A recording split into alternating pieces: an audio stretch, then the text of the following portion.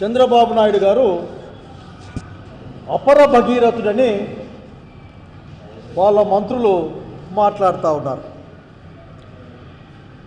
రాయలసీమ కట చంద్రబాబు నాయుడు మామూలు భగీరథుడు కదా, ఆయన అపర భగీరథుడట.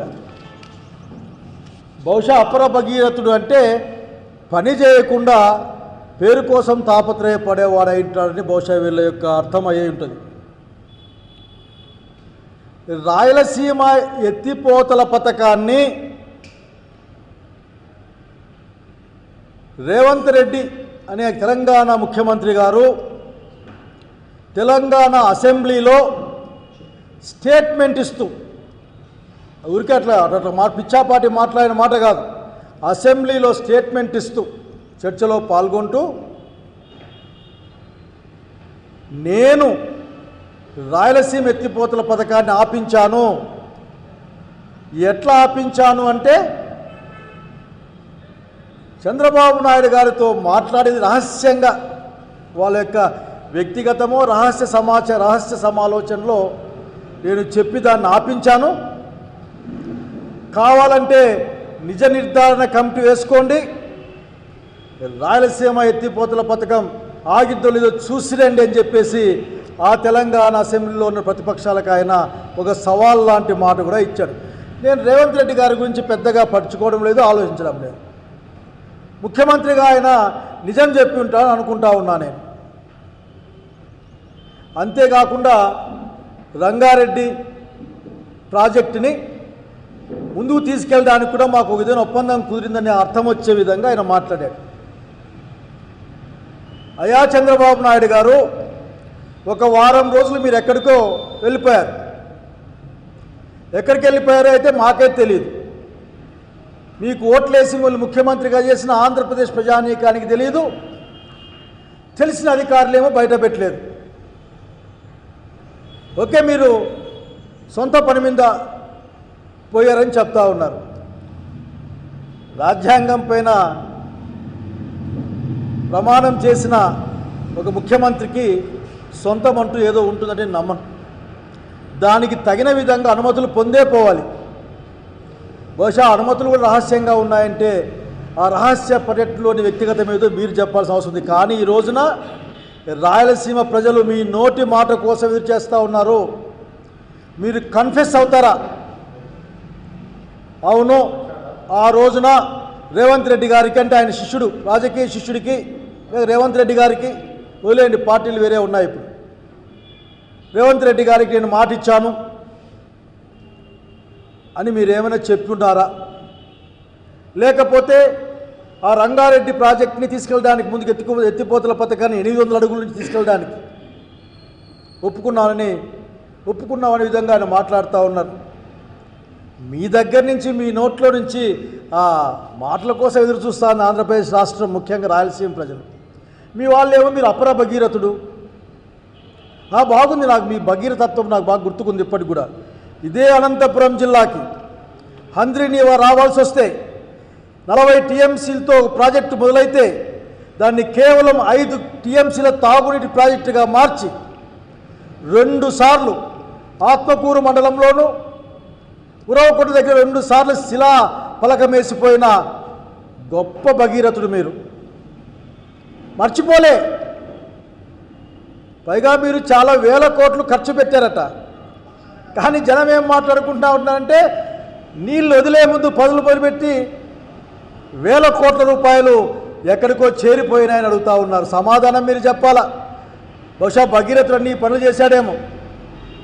నాకు తెలిసి భగీరథుడు ఏదో వాళ్ళ పూర్వీకుల యాషెస్ మీద గంగను పంపించినట్లు చదువుకున్నాం, చెప్తే విన్నాం. మీరు మీ వాళ్ళ యొక్క నాసిరకం పనులపైన హంద్రీనీవా నీళ్లు పంపించారని ప్రజలు మాట్లాడుకుంటూ ఉన్నారు. ఊరకనే ఏదో తెలంగాణ ముఖ్యమంత్రి రాజకీయ లబ్ధి కోసం మాట్లాడారట.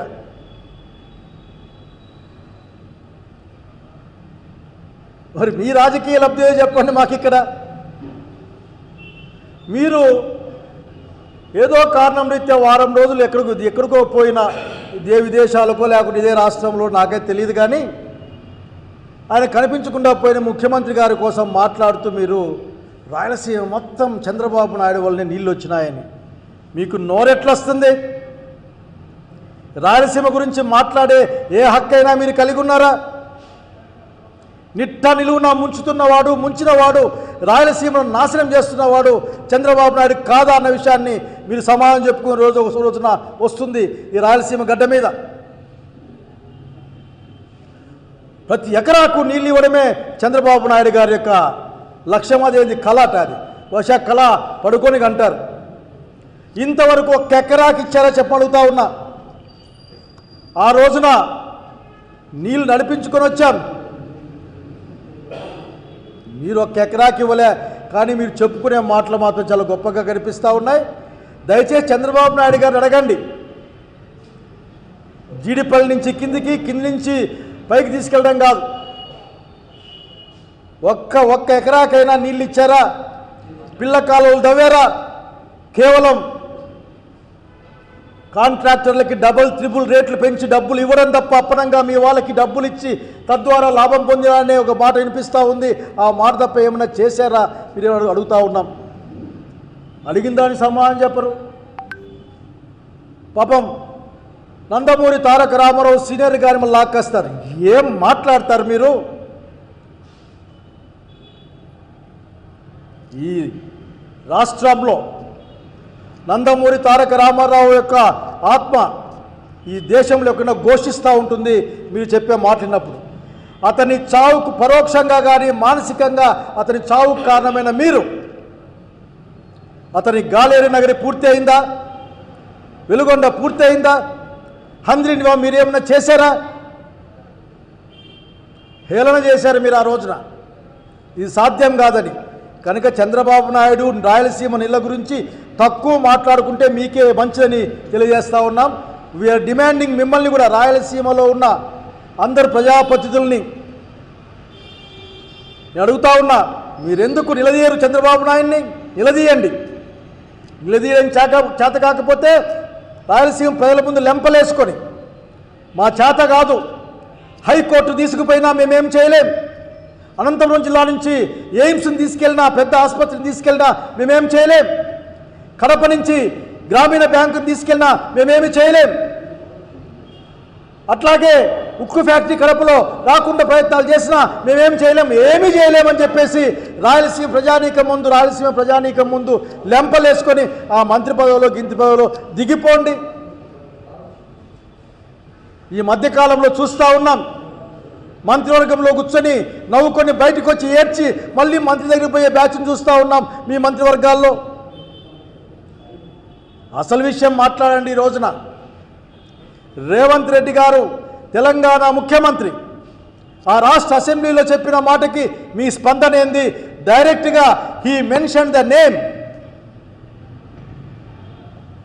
ఆంధ్రప్రదేశ్ ముఖ్యమంత్రి, మా రాష్ట్ర ముఖ్యమంత్రి చంద్రబాబు నాయుడు గారు రేవంత్ రెడ్డి గారి యొక్క కోరిక కోసం ఆయన గౌరవించి రాయలసీమ ఎత్తిపోతల పథకాన్ని మానేశారు అని ఆయన ప్రకటించారు.